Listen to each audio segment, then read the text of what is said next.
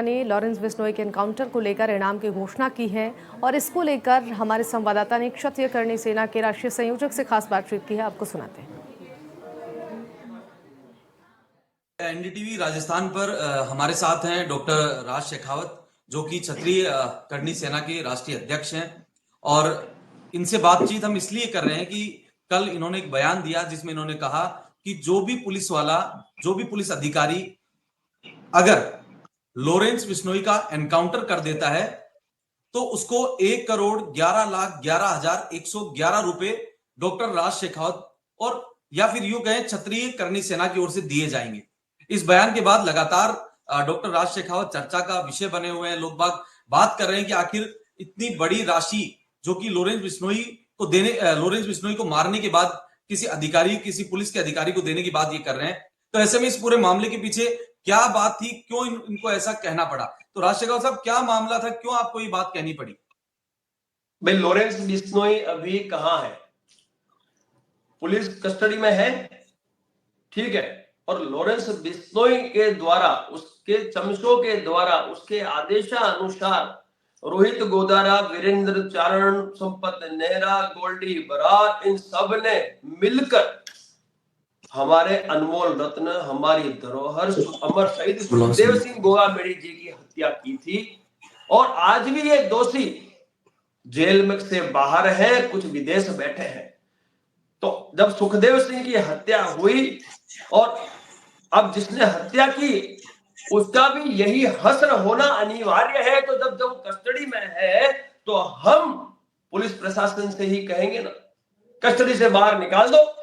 हमारे गरम दल योद्धा, हमारे क्षत्रिय योद्धा किसी भी कीमत में लॉरेंस बिश्नोई और उसके इन चमचों को नहीं छोड़ेंगे। तो कस्टडी में है, इसलिए हमने पुलिस प्रशासन से कहा कि जो भी एनकाउंटर करेगा उसे 1,11,11,111 रुपए पुरस्कार के तौर पे क्षत्रिय करणी सेना द्वारा दिए जाएंगे। तो आप इस बयान को कितना ठीक मानते हैं? क्या लोकतंत्र में इस तरह की व्यवस्था होनी चाहिए?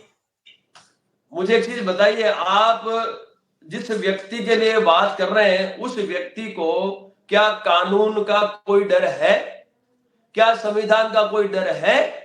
उसके चमचे खुले आम कहते हैं कि हमें हमारा काम करना है और हम हमारा काम करते हैं, हम हत्याएं करते हैं, खुले आम मीडिया के सामने कहते हैं, लॉरेंस बिश्नोई का नाम लेके कहते हैं। तो जब इनको कानून का कोई डर नहीं है, संविधान का कोई डर नहीं है, तो फिर इनकी गिरफ्तारियां क्यों? जब इन्हें डर नहीं है तो इनका एक ही हश्र और एक ही विकल्प है, वो है इनका एनकाउंटर, इनका खात्मा।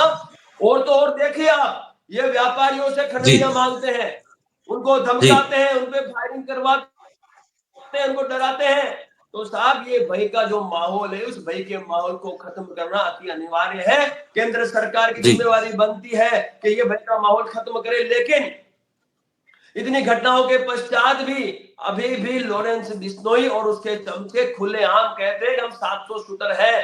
तो इन 700 शूटरों का खात्मा अनिवार्य है। इसलिए क्षत्रिय योद्धाओं की जिम्मेवारी बनती है कि जब भी मौका मिलेगा तो क्षत्रिय योद्धा तो इनका एनकाउंटर करेंगे।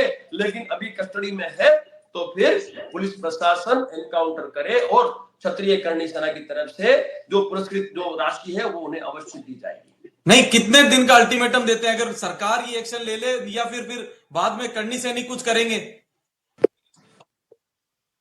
खान साहब, कितना अल्टीमेटम देते हैं, कितना समय देते हैं? अल्टीमेटम? अरे खान साहब सुनिए, मैंने क्या कहा, जब तक ये सरकार के संरक्षण में है, प्रशासन के संरक्षण में है, उनकी कस्टडी में है, तब तक सुरक्षित है।